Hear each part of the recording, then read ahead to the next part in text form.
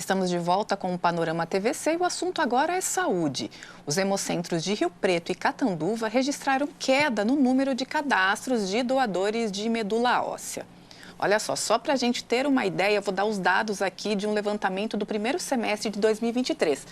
Nesse período, foram 1.977 cadastros realizados pelas duas unidades. Já no primeiro semestre deste ano, foram 1.788 cadastros, uma queda de quase 10% nos registros. Bom, a redução no número de doadores voluntários muitas vezes está relacionada à falta de informação sobre como funciona todo o processo de doação.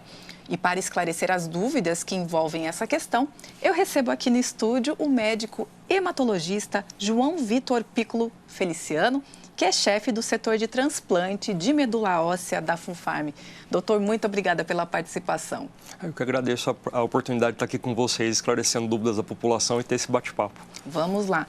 Doutor, a pessoa que quiser se tornar uma doadora voluntária de medula óssea, como que ela procede? Que instituição que ela procura inicialmente?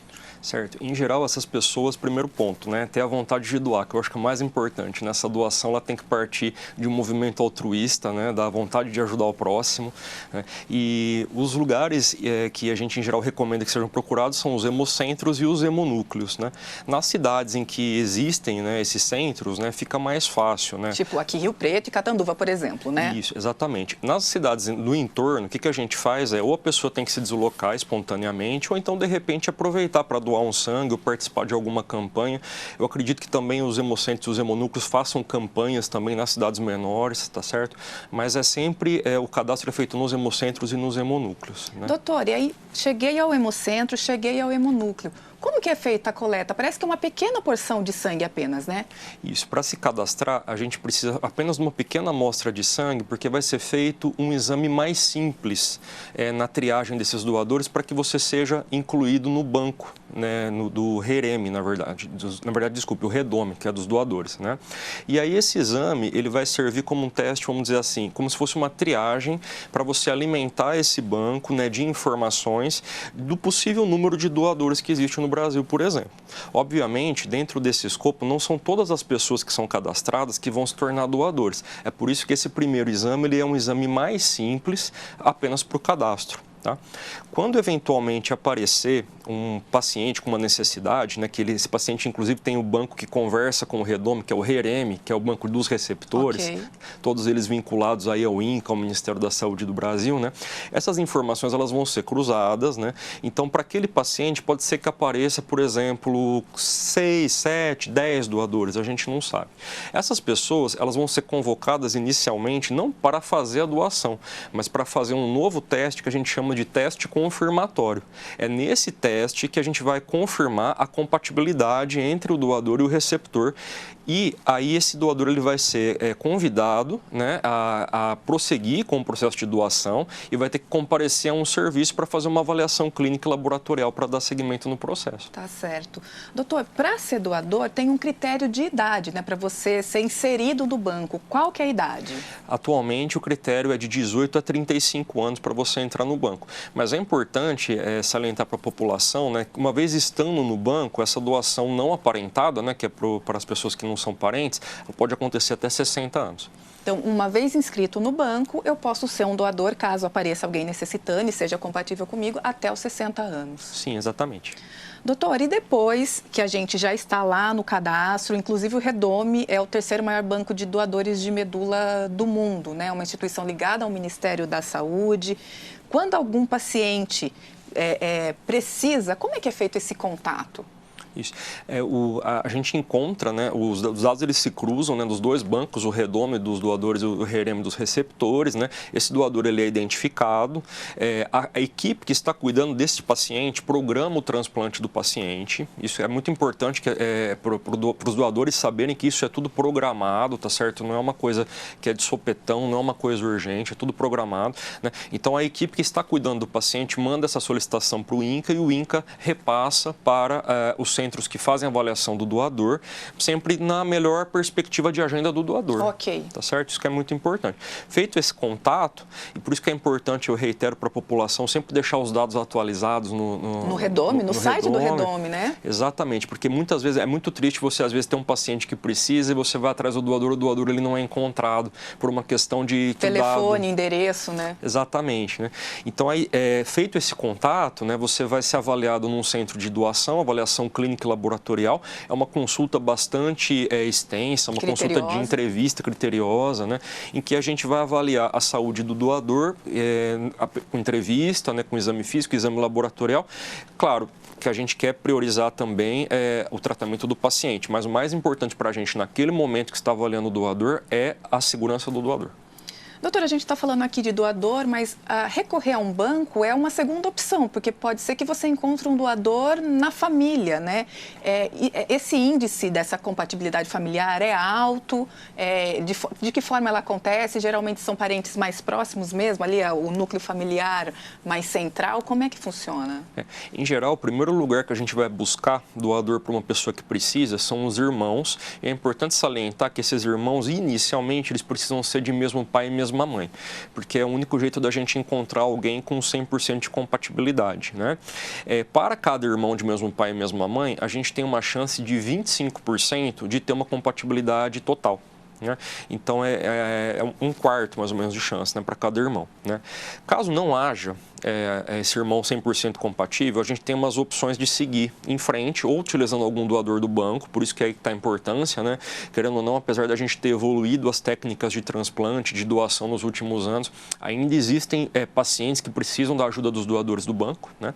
Então, a gente vai atrás dos doadores do banco. Caso também o banco não possa nos ajudar, não tenha doador disponível, por exemplo, a gente pode recorrer a parentes que sejam 50% compatíveis atualmente, né? Tá? Então, assim, é possível fazer isso. Mas o mais importante, que eu acho que é o seguinte, obviamente a gente tem uma técnica e uma lógica para a gente escolher o doador para esse paciente, tá? E independentemente, assim, não existe um doador melhor que o outro, existe aquele doador que está lá quando você precisa. O possível ali naquela situação. Exatamente. Né? Eu dou sempre esse exemplo porque muitas vezes a gente encontra doadores rapidamente no banco, o Redome ajuda a gente bem com isso, em poucas semanas, mas tem pessoas que não vão encontrar doador ou vão demorar um tempo longo. E às vezes a doença da pessoa, a gente precisa tratar de maneira rápida por conta que tem risco de recidiva, principalmente das leucemias. Então, muitas vezes nós atuamos aí fazendo um transplante com os parentes 50%. Entendi. Doutor, lembrando que a questão da compatibilidade nesse caso não é ligada, por exemplo, ao tipo sanguíneo, né, que a gente possa imaginar inicialmente. É uma proteína específica o que vocês chamam de compatibilidade imunológica, né? Isso. O tipo sanguíneo para a gente, a incompatibilidade diferente, né, de sangue nos transplantes de medula não trazem impacto para a gente. Obviamente a gente vai fazer manejo clínico, né, tem algumas coisas que a gente precisa fazer nessa medula, nesse material, mas não contraindica o transplante. O mandatório para a gente é essa compatibilidade imunológica que vai, na verdade, vamos dizer assim, regular a guerra entre quem está recebendo e quem está doando. A gente tem que promover com que haja a produção de sangue nova naquele paciente com a medula, então a medula não pode atacar o corpo do paciente e o paciente não pode rejeitar a medula. Hoje aqui no Brasil a gente tem um índice aí de uma a cada 100 mil, doutor, para você pensando em encontrar um possível doador compatível, aí é isso? Isso. Nos dados do Redome, atualmente, eu acredito que para você encontrar um doador não aparentado, né, a taxa mais ou menos está cerca de 1 em 100 mil. Tá? Por isso a importância da gente abastecer esse banco, então, né, doutor? Isso. E a gente tem a característica também da população brasileira, que nós temos uma população heterogênea e miscigenada. Então, a chance da gente encontrar, né, obviamente, nos últimos anos, ela melhorou bastante, mas ela é ainda, por exemplo, mais baixa do que, por exemplo, determinados países da Europa. Entendi. Doutor, agora falando do procedimento em si, né? Por exemplo, como é que é feita a coleta dessa medula no doador? Quais são os tipos que a gente tem de coleta hoje? O que é necessário para cada uma delas, né? Tanto de, por exemplo, de internação ou não, né? Os procedimentos hoje disponíveis. Tá, ok. A técnica, ela não vai mudar independentemente se é aparente ou não. Então, as técnicas são as mesmas, né? Nós temos dois jeitos de tirar essas células dos doadores. Então, a gente pode fazer a coleta diretamente da medula óssea, do osso da bacia, né? A medula óssea é aquele tecido que produz sangue e fica dentro dos nossos ossos. A gente tem segurança de tirar o material aqui do osso da bacia. Esse procedimento, a pessoa precisa ficar internada, a gente leva em centro cirúrgico, faz uma anestesia, né? Então, assim, não é um procedimento no momento doloroso, só que a gente precisa furar o osso da pessoa, com uma agulha fina, uma agulha especial, né? Enfim, e a gente tira uma quantidade de medula que seja segura para o paciente, para o doador, e que consiga ser uma quantidade ideal para o paciente. Ideal para o paciente, para que o transplante aconteça. De intercorrência, aí o que pode acontecer? Um pouquinho de dor local, né? Porque afinal de contas a gente fez furinhos no osso, mas os doadores em geral eles vão muito bem com analgésicos comuns e anti-inflamatório e o repouso. É um procedimento que é feito todo dia em diversos lugares do mundo, então está bem consolidado, a gente sabe fazer bem.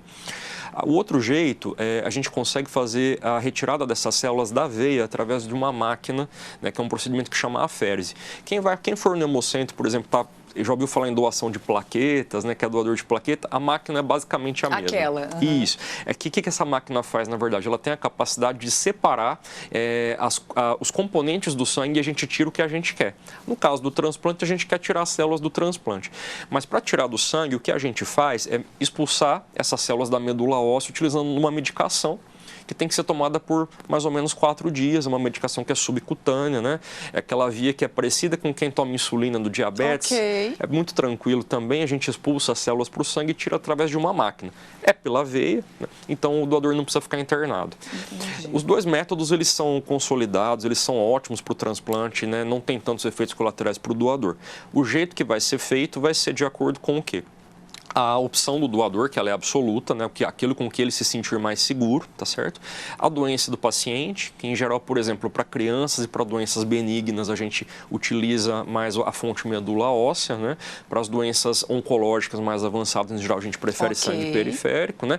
E, é claro, a expertise do centro que está coletando, tá? Então, são essas escolhas que a gente leva em consideração. Doutor, o senhor falou das doenças, citou a leucemia. O transplante ele é utilizado para tratamento de quais doenças principalmente, né? Além da leucemia que o senhor já apontou? Isso. O transplante alogênico, que é esse que envolve com o doador, a grande parte dos pacientes eles têm um diagnóstico de leucemias agudas, principalmente leucemias mieloides e linfóides, né? Mas ele também pode ser utilizado para tratamento de linfomas, por exemplo, linfomas de Hodgkin e linfomas não Hodgkin, outras doenças, por exemplo, menos comuns da população, como síndrome mielodisplásica, por exemplo, além de doenças benignas, como anemia plástica, anemia falciforme, talassemias, algumas imunodeficiências. Então, assim, tem uma gama de doenças aí que a gente pode tratar com essa modalidade de transplante, mas a grande parte desses pacientes, em geral, é oncológico com leucemias agudas. Doutor, e os tipos de transplantes? A gente tem o que a gente recebe do doador, por exemplo, mas às vezes pode ser feito com células do próprio paciente. Como que funciona esses dois casos? Isso. Em geral, quando a gente utiliza um doador, o que a gente quer fazer não é apenas a renovação do sangue dentro desse paciente. A gente quer que esse sistema imunológico ele seja trocado e aquela medula, aquele sangue novo vai atacar a doença do paciente. É isso que a gente, em geral, faz, principalmente nos casos... É o que a gente quer nas leucemias agudas, por exemplo, nos pacientes com diagnóstico oncológico. No outro transplante, o que acontece? É o autólogo, é o paciente sendo o seu próprio doador. Então, o processo de retirada de células para esse paciente fazer transplante é, em geral, pela veia, né? A gente tira também, expulsa as células da medula do paciente, ele coleta pela veia. E, na verdade, é um truque que a medicina inventou para que a gente intensifique a quimioterapia desse paciente. Então, na verdade, o nosso objetivo ali não é fazer o transplante em si. O que cura o paciente de verdade é que a gente vai dar uma altíssima dose de quimioterapia, porque, em geral, nós estamos diante de cânceres que são sensíveis à quimio. Então, às vezes, aquela dose habitual não vai ajudar a controlar a doença, não vai resolver. Então, a gente aumentando a dose da quimio, a gente cura o câncer, entretanto, a gente acaba matando a produção de sangue normal. E o que a gente faz é plantar sangue no paciente de novo. Entendi.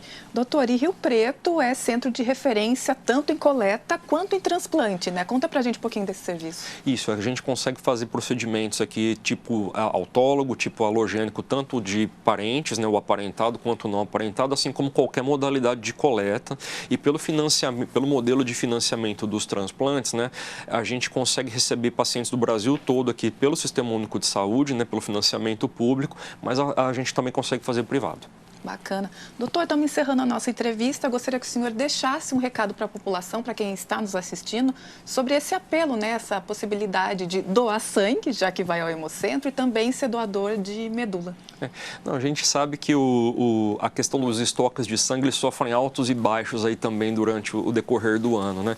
Então, assim, queria sensibilizar a população que a gente está sempre precisando, né? Tem sempre pacientes com doenças de sangue precisando, transplantados, né? Então, vá ao Hemocentro, vá ao Hemonúcleo, né? Procure doar sangue, ter uma certa frequência aí para você que tenha vontade, né? E pode aproveitar e ser doador de medula óssea também, se cadastrar quem ainda não for. Tá certo. Bom, eu vou deixar aqui o serviço, algumas informações. Hemocentro de Rio Preto, o telefone é o 3201-5151. Tem também atendimento pelo WhatsApp 996239985. O Hemocentro Rio Preto fica na Avenida Jamil Feres Kfouri, número 80, Jardim Panorama. O horário de atendimento é de segunda-feira a domingo, das 7 horas da manhã à 1 da tarde. Uma outra informação que eu deixo aqui é o site do Redome, se você já é cadastrado no sistema e precisa fazer algum tipo de alteração cadastral, telefone, endereço. O site é redome.inca.gov.br. Doutor, muito obrigada pela participação. Eu agradeço, muito obrigado.